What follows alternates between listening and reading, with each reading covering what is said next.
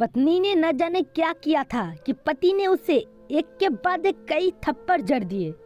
हमेशा हर सिचुएशन को शांति से हैंडल करने वाली पत्नी भी इस बार इतनी अशांत हो उठी कि उसने अपनी चप्पल ही निकालकर पति की ओर दे फेंकी। चप्पल पति के बालों को छूते हुए निकल गई। यह किस्सा यहीं पर खत्म हो सकता था, मगर पति ने इसे अपनी मर्दानगी का विषय बना लिया और बात बद से बदतर होती चली गई।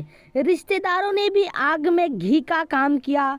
किसी ने कहा जो औरत अपने पति को चप्पल से मार सकती है वो नहीं तो वफादार हो सकती है और ना ही पतिव्रता। ऐसी औरत परिवार ही नहीं पूरे समाज पर कलंक की तरह है।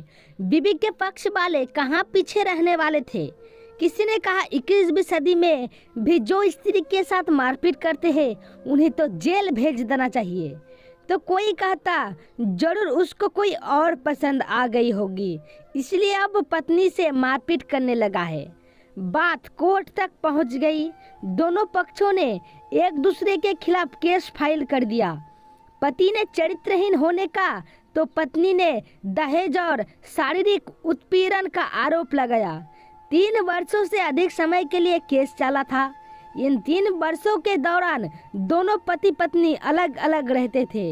इन 3 वर्षों के दौरान दोनों पक्षों को समर्थकों की संख्या कम हो गई थी। पहले जहां दोनों पक्षों में समर्थकों का समूह होता था, अब गिने चुने लोग रह गए थे। पति और पत्नी दोनों की आर्थिक स्थिति भी इस समय के दौरान नीचे गिर चुकी थी, जिन्हें वो अपना शुभ चिंतक समझ रहे थे। पैसों की बात आते ही उन्हें भी अपना पलड़ा झाड़ लिया था। अगर कोई देन को राजी भी हुआ तो माठे ब्याज की शर्त पर। आखिरकार वही हुआ जो सब चाहते थे, डाइवोर्स। हर कोई खुश था, दोनों पक्षों के रिश्तेदार, उनके माता पिता और दोनों के वकील। लेकिन 5 साल की सुखद शादी और एक सुंदर बेटी होने के बाद मिले इस डाइवोर्स से पत्नी मुक्त थी और पति शांत। शायद ये एक इत्तेफाक ही था कि इस खुशी को मनाने के लिए दोनों पक्षों के लोग एक ही चाय की टोकरी पर बैठे। आमने सामने इत्तेफाक इसलिए क्योंकि ज्यादातर लोग जो एक दूसरे के विरोध पक्ष को सपोर्ट कर रहे थे वे एक दूसरे के अच्छे से जानते भी नहीं थे। पति पत्नी भी इन सभी से दूर एक दूसरे के सामने मेज पर बैठे। पत्नी ने पति से कहा, अब तो खुश हो गए ना तुम्हारे मन की जो हुई है, मुबारक हो तुम्हें भी। तो आज जीत गई हो, मुझसे तालाक तो तुम्हें भी मिल गया है, कांग्रेचुलेशन टू यू। पति ने कहा, तालाक को तुम जीत का प्रतीक समझते हो? पत्नी ने पूछा। पति चुप रहा। थोड़ी देर की शांति के बाद पति ने कहा, मुझे तुम्हें 5 लाख रुपए अभी और हर महीने 8,000 देने का आदेश है। अभी मेरे पास पैसे नहीं है, इसलिए हमारा मतलब मेरा जो सिटी में फ्लैट है उसे तुम्हारे नाम कर देता हूँ। पत्नी बोली, लेकिन उस फ्लैट की कीमत तो 18 लाख की है।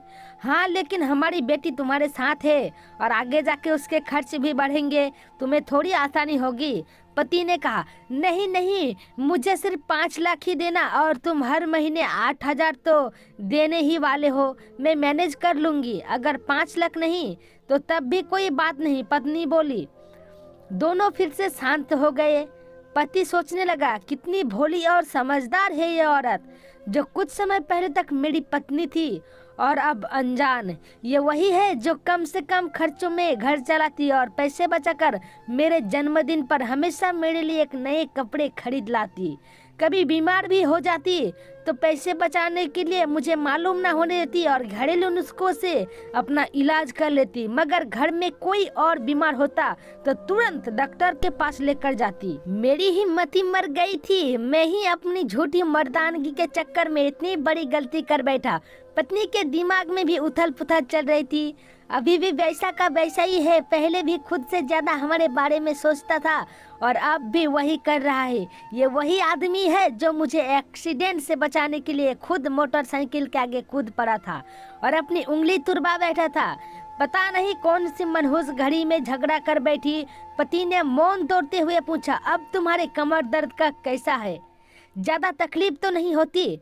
पत्नी हल्का सा मुस्कुराई और बोली, अभी भी होता है, अब तो पेट भी क्रैम्बस उठते हैं। वो तो होगी ही, तुम योगा कसरत भी नहीं करती, अब किसी गायनोकोलॉजिस्ट को जरूर दिखा देना। पति ने कहा, तुम बताओ तुम्हारा अस्थमा कैसा है अब? क्या अब भी दौरे पड़ते हैं? पत्नी ने पूछा। हाँ पड़ते हैं, पहले से ज्यादा, क्योंकि अक्सर इन्हेलर भूल जाया करता हूँ, याद दिलाने के लिए तुम जो नहीं हो अब। पति बोला। पत्नी के आंखों में आंसू आ गए। वे बोली, तुम्हें मेरे चरित्र पर सवाल नहीं उठाने चाहिए थे, ये परिस्थिति आते ही नहीं। हाँ मैं जानता हूँ तुम बहुत अच्छी हो, मुझसे गलती हो गई, बहुत बड़ी गलती, मैं लोगों के बहकावे में आ गया था। पति बोला, तुमने भी तो मुझ पर दहेज का इल्जाम लगाया था। वो बोला, गलत था और इस बात का मुझे भी पछतावा हुआ। ये बात पत्नी ने कहा। अब पति कुछ कहना चाह रहा था लेकिन हिचकिचा रहा था। पत्नी ने पूछा, कुछ कहना चाहते हो? वो बोला, क्या सब पहले जैसा नहीं हो सकता? क्या मतलब? पत्नी बोली, मतलब कि हम फिर से पहले की तरह पति पत्नी बनकर सच्चे दोस्त बनकर नहीं रह सकते? पति बोला, पर ये डाइवोर्स के पेपर दिखाते हुए पत्नी ने कहा, फाड़ देते हैं। पत्नी ने अपने पास रखे डाइवोर्स के पेपर फाड़ते हुए कहा। पत्नी ने अपने पास रखे पेपर फाड़ दिए। सभी हैरान थे। वकील, रिश्तेदार और माँ बाप, पति पत्नी दोनों एक दूसरे के हाथ में हाथ पकड़ के अपने घर की तरफ चले गए। तो दोस्तों, ये कहानी उन हर पति पत्नी के लिए बड़ी सीख है जो छोटी छोटी बातों पर लड़ते हैं और इन झगड़ों को बड़ा बना के अलग होने का डिसीजन लेते हैं। प्यार और झगड़ा तो एक सिक्के के दो पहलुओं की तरह है, दोनों को स्वीकार करना होगा, तभी ये पवित्र रिश्ता उसकी मंजिल तक पहुंच पाएगा।